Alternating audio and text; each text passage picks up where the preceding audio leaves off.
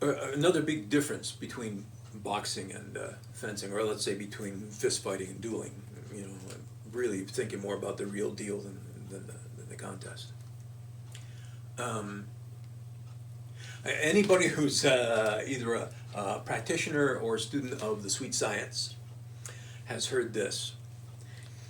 If you're not very tough, you better get smart. And if you're not very smart, you better get tough. Right? So here's what this is about. There are tough fighters and there are smart fighters. Okay?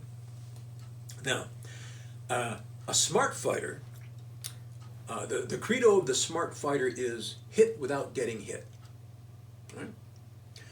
And it's about hitting without getting hit, so he learns to bob and weave and rock and roll, shuck and jive, you know, to slip punches and to counter punch and to disappear when his opponent's looking for him and then pop up where he's unexpected, all that stuff. That's smart. That's smart boxing, man.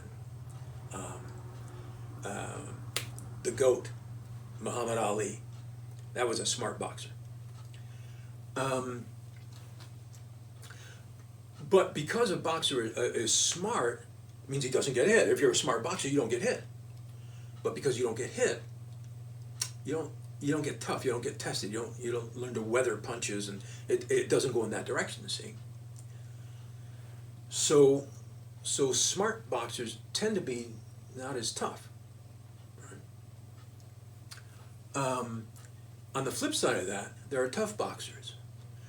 The credo of the tough boxer is take one to give one. You know? This is Smoking Joe, man. Guys like that. They'll take punishment, take punishment, take punishment, just so they can come in and hit you once and knock your ass out. You know? So, because they're on, I mean, it's a chicken or egg thing. Maybe they become tough boxers because they're not very smart, and that's all. That's the route they go. But tough boxers tend to not evade punches and so on, right? So we have these two kind of distinct. Now it's kind of, and it's like yin and yang. See, nothing is entirely one or the other. Nothing is entirely yin or entirely yang. So if you're a smart boxer, you still have to be a little bit tough. And if you're a tough boxer, you still have to be a little bit smart, right? We're talking about propensities, right?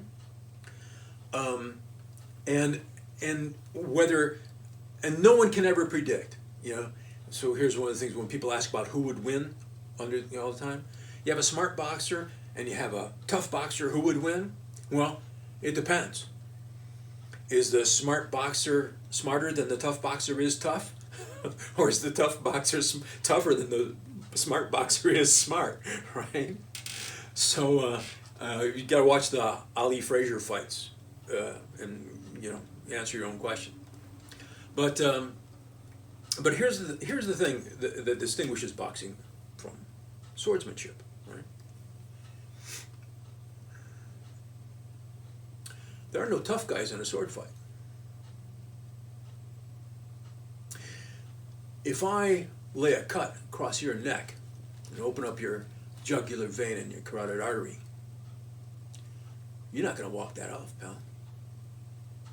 If I run a thrust through your heart or lungs, you're not going to walk that off. All I have to do is fall back and give you time to bleed out.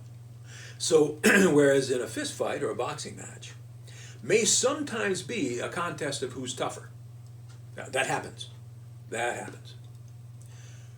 But in a sword fight, it's never, ever a contest of who's tougher. It's always a contest of who's smarter. Always.